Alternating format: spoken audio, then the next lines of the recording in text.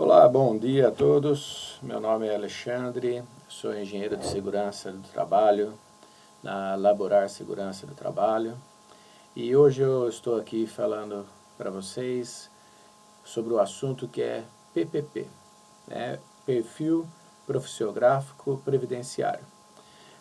Nós estamos falando sobre esse assunto porque muitas pessoas, de forma recorrente, perguntam dados de como preencher corretamente um PPP. Primeira coisa que algumas pessoas desejam saber, né, é onde eu encontro o formulário atual que a Previdência aceitaria para eu preencher o PPP, tá ok? Você vai encontrar esse formulário aqui no site do INSS, tá ok? Vocês vão olhar aqui a inss.gov.br/orientacões, né? Lembra que é orientações, só que sem C cedilha e sem tio, /formulários, no plural, e você vai encontrar aqui na primeira parte, né, onde estava mostrando com o mouse aqui, Perfil Profissiográfico Previdenciário, PPP.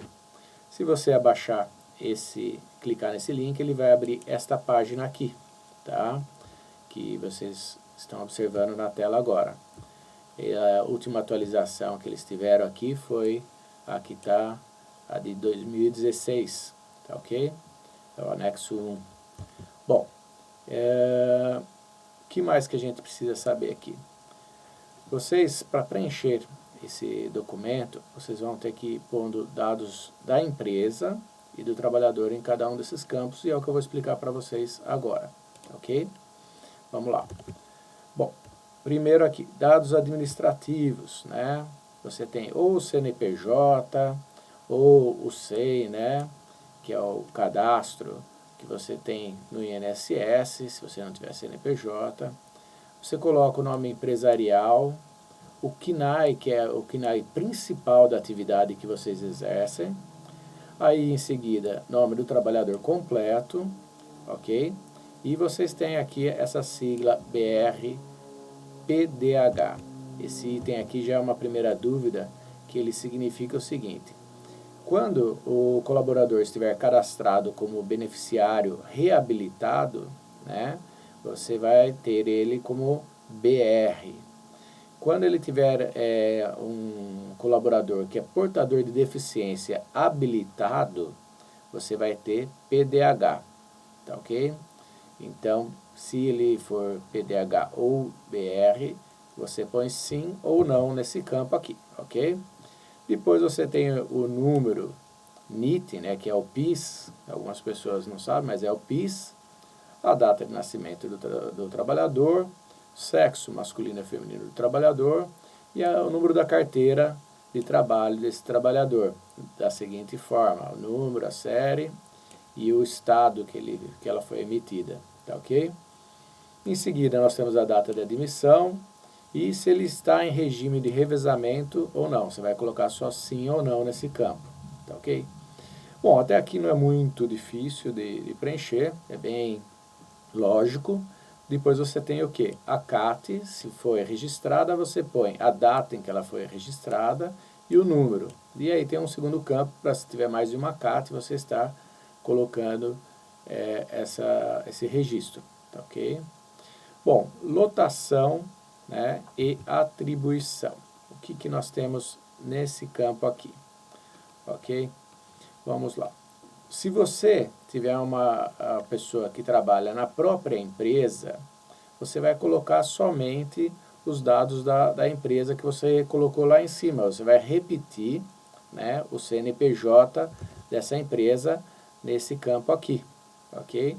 Você vai colocar o período que ela trabalhou e o CNPJ, o setor que ela estava, qual era o cargo e a função que ela exercia, e o CBO, né, que é o Código Brasileiro de Ocupações, que você colocaria aqui. E o código GFIP para essa atividade, tá ok? Se ele esteve exposto em algum momento a agentes e não está mais, tem uma série de códigos que eu já vou explicar para vocês. Mas ainda falando sobre a lotação, né? Se ele trabalhar numa empresa que é tomadora, né, dos serviços, você vai colocar aí o CNPJ ou a matrícula SEI da tomadora, ok? Bom, dessa forma você vai continuar colocando os dados do setor e tudo mais da tomadora onde ele vai estar trabalhando. Bom, quais os dados que você vai colocar na descrição da atividade dele? Se ele tiver tido uma só atividade, você vai preencher só o começo, onde foi admitido, até a data de admissão ou de atualização do PPP, com a descrição da atividade aqui. Se ele tiver mais de uma atividade, se ele foi promovido ou mudado, você vai acrescentando as datas aqui conforme as promoções e a descrição das atividades aqui. Nos registros ambientais costuma surgir muitas dúvidas. Por quê? Você vai colocar o período desse registro ambiental. A princípio, o período inicial que nós colocamos é o período que está contido ali no LTCAT. Tá, ok? O documento principal que nós temos aí para usar como base para o PPP é o LTCAT. O LTCAT ele pode ter um período maior do que um ano. Ele é meio atemporal, desde que não haja mudanças nas condições de trabalho durante o período em que foi elaborado até a presente data. Então, se você, por acaso, tiver alguma mudança nas condições de trabalho, no tipo de agente, concentrações e tudo mais, a forma de produzir, você precisa estar atualizando o LTCAT. Aí, algumas pessoas, surge uma primeira dúvida que eles falam assim, olha, eu fiquei sabendo que eu posso usar o PPRA, eu fiquei sabendo que eu posso usar o PCMSO. Sim, existe uma previsão que permite que você use os dados que estão no PPRA e no PCMSO, se você não tiver o LTCAT. De que forma? É muito importante observar com atenção esse detalhe agora. O LTCAT é um laudo e ele tem que ser feito por um engenheiro de segurança do trabalho ou por um médico do trabalho, correto? Então, o PCMSO ele vai ser feito por um médico do trabalho, é o médico coordenador. Então, você poderia utilizar o PCMSO se você quisesse. No entanto, o PPRA ele tem uma brecha que diz que qualquer pessoa com conhecimentos, né, poderia elaborar. Então, o técnico de segurança do trabalho poderia estar elaborando, mas ele não é engenheiro de segurança do trabalho. Assim, se você pegar um PPRA que só é assinado por um técnico de segurança do trabalho, ele não poderia ser utilizado para colocar os dados de fatores de risco no PPP. Tá ok? Fica só essa observaçãozinha aqui para vocês. Ok? Então, vamos voltar lá? Nos fatores de risco, né, você vai ter que colocar todos os riscos que são detalhados no PPRA ou no LTCAT, no que você achar, tá ok?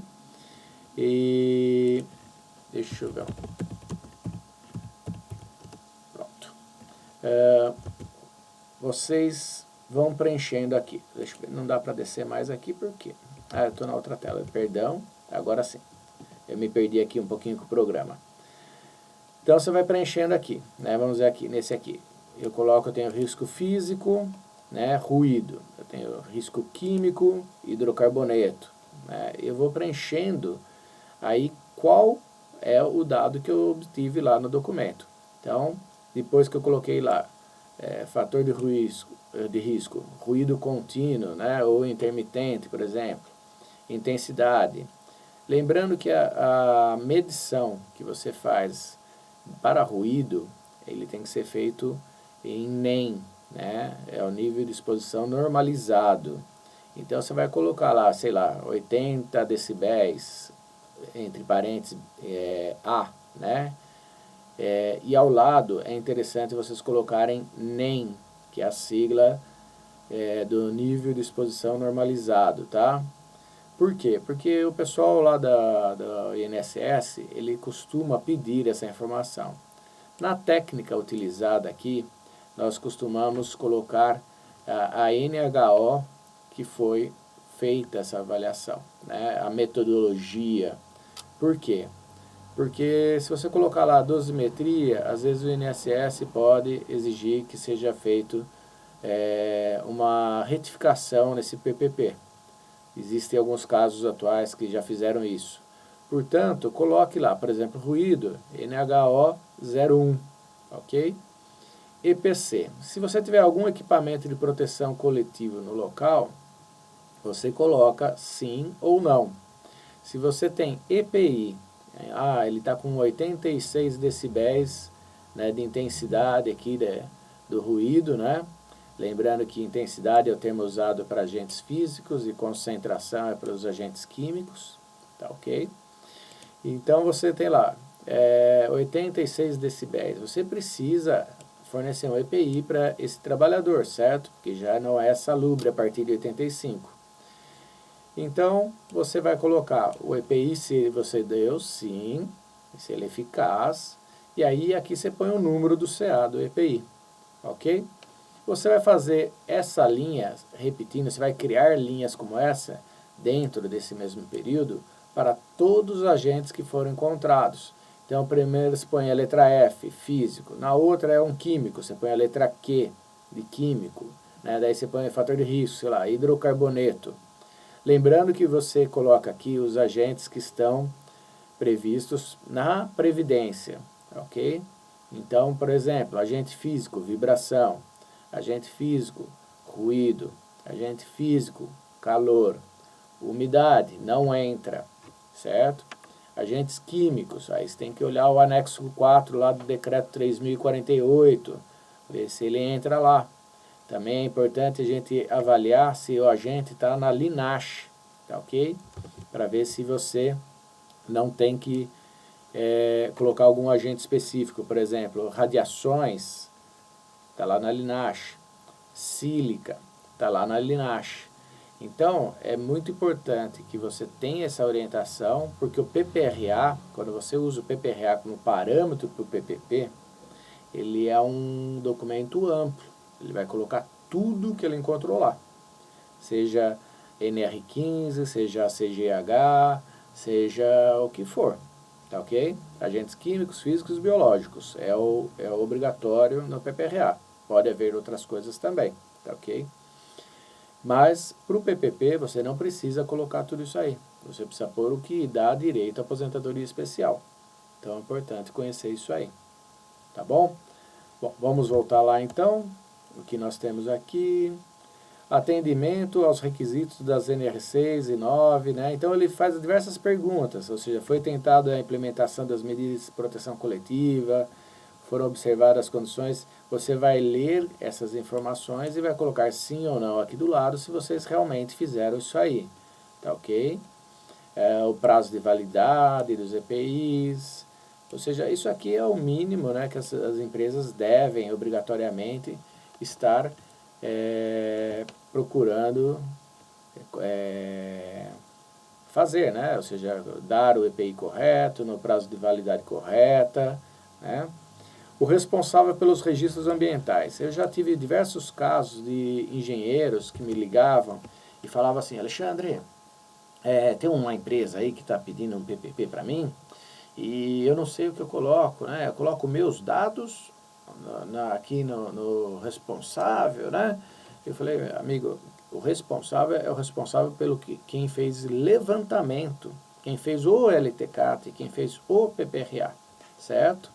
Então não é o soldado não, você está apenas escrevendo esse documento para eles, ok? Então, resultados da monitoração biológica. Aqui, se for o médico, o coordenador que estiver preenchendo, ele vai te fornecer todas essas informações. Caso contrário, você não precisa preencher nada aqui, devido ao sigilo entre médico, né, e paciente, né, ou seja, você não teria essas informações, não teria acesso a essas informações, tá ok? Mas o médico coordenador poderia preencher essa informação, se for o caso. O responsável pela monitoração biológica é o médico coordenador, que pode variar de período para período. Ele pode ter sido médico 1, depois no ano seguinte, se for um PCMSO, né, médico 2, médico 3, depois volta para o 1 e aí por diante. O mais comum, às vezes, é uma empresa ter um médico coordenador por todo o período, tá ok? E os responsáveis pelas informações, você vai colocar a data que foi emitido o PPP, né? O NIT do responsável legal que vai estar assinando, o nome dele, o carimbo da empresa e a assinatura do trabalhador. Se você tiver alguma observação para fazer em relação do PPP, por exemplo, onde você levantou esses dados, eu não tinha um PPRA de um período, acabei usando de um outro período que foi uma exposição muito parecida, assim, você pode colocar nesse campo aí, tá ok?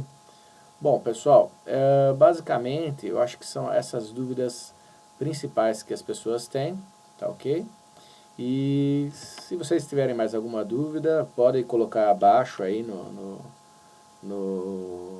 campo do YouTube aqui que tem para perguntas, né? Eu terei prazer em estar respondendo para vocês. E gostou, dá um like, compartilha, aí estimula a gente a estar fazendo outros vídeos e levando mais informações para vocês, tá ok? Forte abraço e até o próximo.